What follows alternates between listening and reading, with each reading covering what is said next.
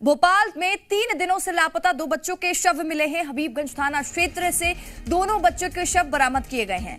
पिछले 3 दिनों से बच्चों को ढूंढा जा रहा था। पुलिस लगातार कोशिश कर रही थी। बच्चों की मां पर पुलिस को हत्या का शक है।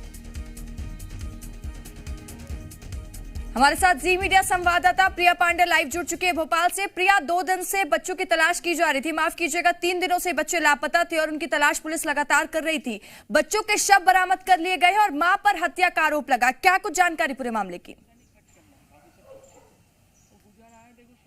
बिल्कुल, हबीबगंज में ज्ञानेश्वर मंदिर के पीछे फिलहाल जुड़वा बच्चों का शव मिला है और कल पुलिस जो लगातार छानबीन कर रही थी तो हबीबगंज क्षेत्र में बच्चों के कुछ कपड़े मिले थे, जिसके आधार पर लगातार हबीबगंज का जो क्षेत्र है उस इलाके में सर्चिंग ऑपरेशन पुलिस के द्वारा चलाया जा रहा था। जिसके बाद आज सुबह सुबह दोनों ही जुड़वा बच्चों की लाश मंदिर के पीछे वाला जो क्षेत्र है वहां पर मिल गया है। मां पर हत्या का जो शक है वो पुलिस करी है, क्योंकि लगातार मां जो है वो अपने बयान बदल रही है और बच्चों को लेकर 23 तारीख के सुबह सुबह बच्चों को लेकर मां ही घर से निकली थी।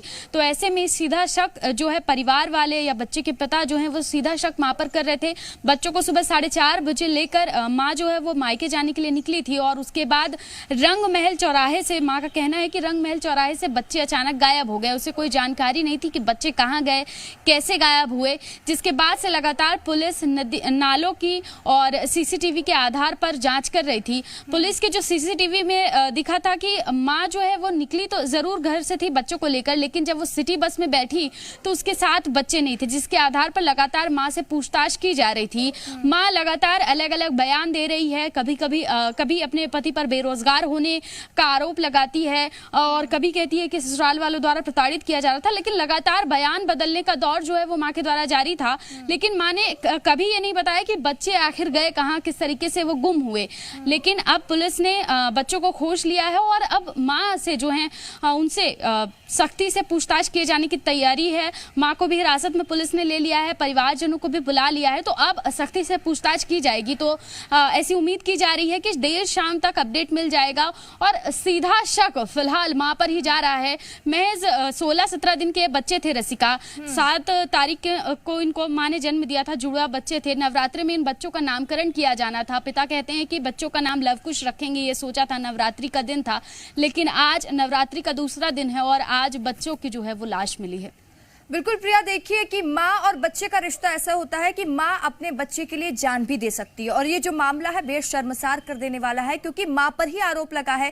तो पुलिस को किस आधार पर शक हुआ माँ पर, और क्या परिजनों से ऐसी कोई जानकारी मिली कि माँ से कोई विवाद चल रहा था? जैसे आपने बताया कि माँ अलग अलग बयान देती नजर आई, तो क्या पारिवारिक कोई विवाद था जिस वजह से माँ ने एक कदम उठाया? क्या कोई मजबूरी रही होगी, क्योंकि ऐसी हरकत एक माँ नहीं कर सकती अपने बच्चों के लिए?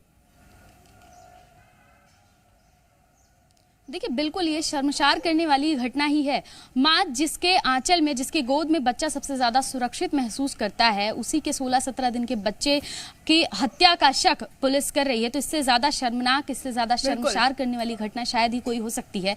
लेकिन फिलहाल जो पुलिस है उसका कहना है कि माँ जो है लगातार शक के घेरे में थी, क्योंकि सुबह सुबह 4:30 बजे वो बच्चों को अचानक घर से लेकर निकल गई।